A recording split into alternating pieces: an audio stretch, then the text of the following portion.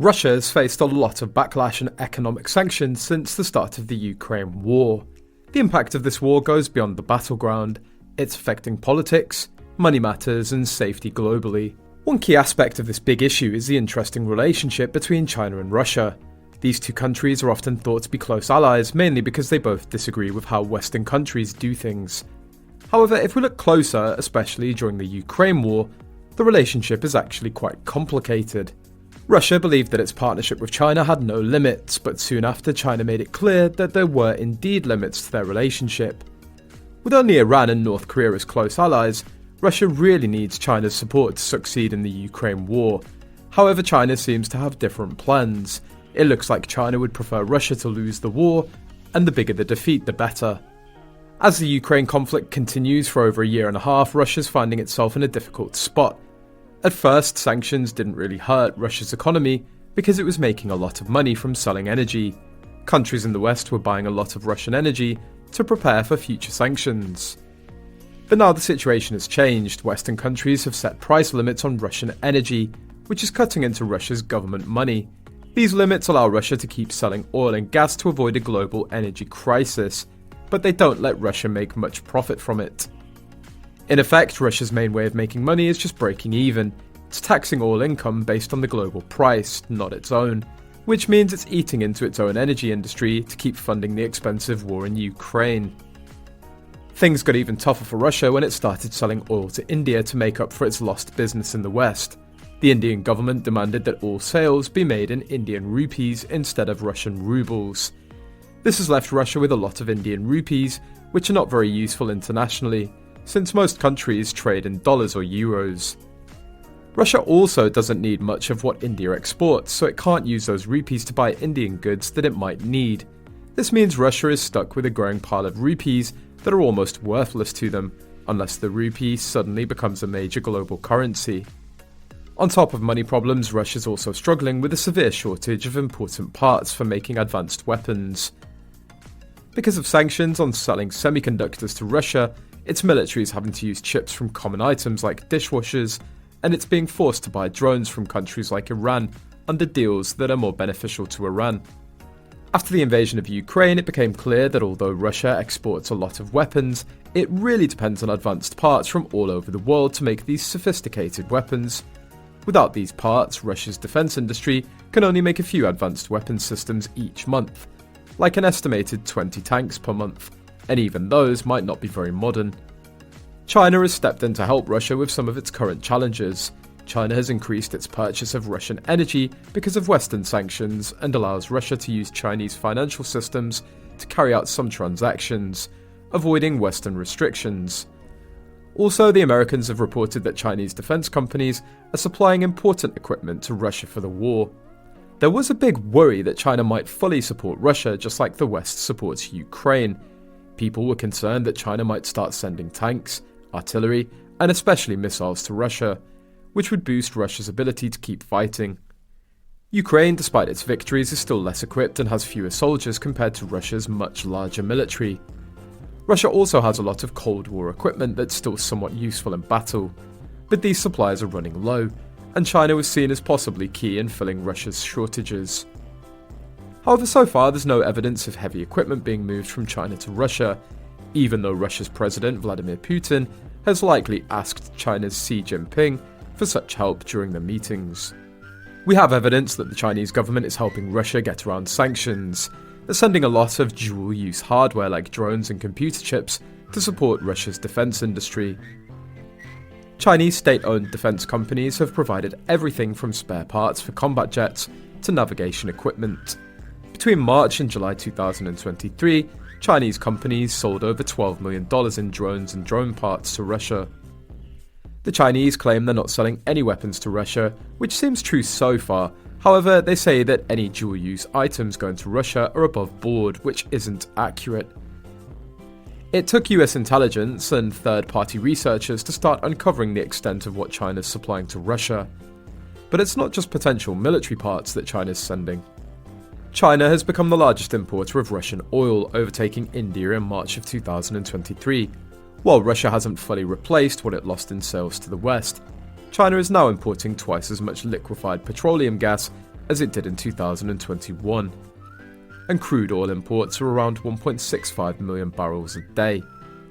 One of the biggest hits to Russia's economy was when Western sanctions stopped insurance companies from covering ships transporting Russian oil. This meant Russia lost access not only to European tanker fleets, but also to international fleets insured by European companies. Russia was left with few options for shipping oil since pipelines to other markets are limited and only suitable for specific products. But China's helping here too by providing its own supertankers and insuring third-party tankers that transport Russian energy products. An anonymous Chinese executive revealed that in 2023, China provided 18 supertankers and insured 16 other ships to transport 15 million metric tons of crude oil for Russia. It seems that China is doing a lot to support Russia, but not with weapons. However, a closer look shows that China's help is mainly for its own benefit, and it's actually costing Russia its independence. This isn't a mistake, but a key part of how China gives aid. China has been accused of using its Belt and Road Initiative for what some call debt trap diplomacy. There's some truth to this, and when we look at China's support for Russia, it's clear that China's putting its own interests first, which is not good for Russia. Most of the trade between Russia and China is now in Chinese yuan. The amount of Russian exports done in yuan has gone from 0.5% before the war to 14% now. This shows Russia's shift towards Chinese markets and China's insistence on using its own currency. This strengthens the Chinese yuan. For the first time, the Chinese yuan is the most used currency inside China for cross-border transactions. Globally, the yuan, or renminbi, grew to 2.7% of global foreign exchange reserves in 2022. This is great for China, but not for Russia, because like with India, Russia's left with a lot of currency that's not widely used in global trade. China's more advanced economy does offer Russia some goods and services it needs, allowing Russia to use some of its yuan reserves. But China can't provide everything, so Russia still ends up with a lot of yuan that it can't use much. The bigger picture shows Russia being forced to sell its energy for two currencies, the Indian rupee and Chinese yuan, that most of the world doesn't use for business. This means the longer Russia is under sanctions, the more it depends on India and China, as these are the only significant reserves it has, and no one else wants them. China's political support for Russia is also self-serving. When Russia talked about a no-limits partnership, China quickly corrected this to avoid upsetting the West, where it has major investments. To date, China's support has been lukewarm, calling for an equitable peace for both sides. However, what this means is unclear. China's 12-point peace plan is vague, especially regarding the resolution of the Ukraine war. The first point calls for respecting the sovereignty, independence, and territorial integrity of all countries. This plan was presented after Russia annexed parts of eastern Ukraine, so it's unclear if China supports returning these areas to Ukraine or recognizes Russia's claim. The ambiguity serves China's interests but not Russia's, with most of the world not recognizing Russia's annexation of Ukrainian territory. Russia needs a significant world power to acknowledge its claims, but why doesn't China, an authoritarian state, fully embrace Russia, another authoritarian state? The question remains, why does China seemingly want Russia to lose the war in Ukraine?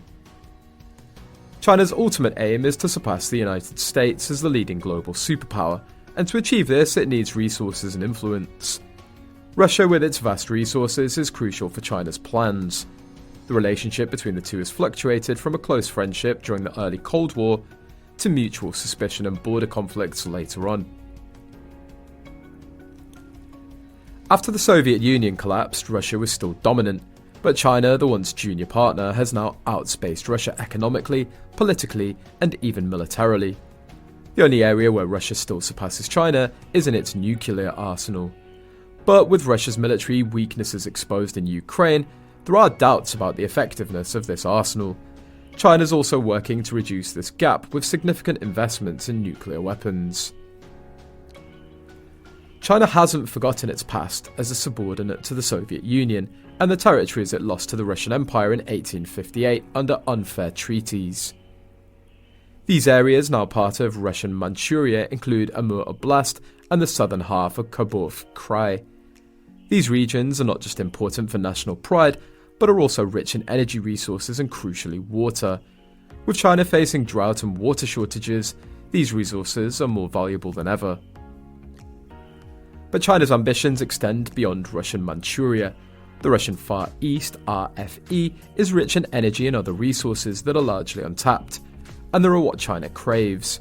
Accessing these resources would not only boost China's economy, but also provide a secure overland route for energy supplies, which is vital given the risk of US Navy blocking China's sea-based trade. This sea trade accounts for about 60% of China's energy imports, so controlling the RFE's resources would be a significant strategic advantage for China. China can't fight the US Navy far away, so getting lots of energy safely by land would let it do things that the US stops, like taking over Taiwan. Russia didn't really help China in this area. In 2014, Russia started a plan for the Arctic without China, but now Russia needs China's money for big projects there.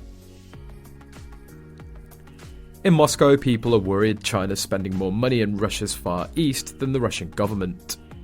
More Chinese people are moving there, and soon there might be more of them than Russians. This is a problem because many Chinese live just across the border. Local Russians are upset with more Chinese tourists, who they say are rude and only go to Chinese stores. In 2019, anger grew over a Chinese company wanting to use water from Lake Baikal and send it to China. Russian courts stopped it because people were so mad. China hasn't helped calm things down and seems to want to take back parts of Russia that it used to control. In 2023, Beijing made new maps showing old lands from the Qin dynasty as part of China. This meant China wants land that Russia has. China needs Russia to lose its current war badly.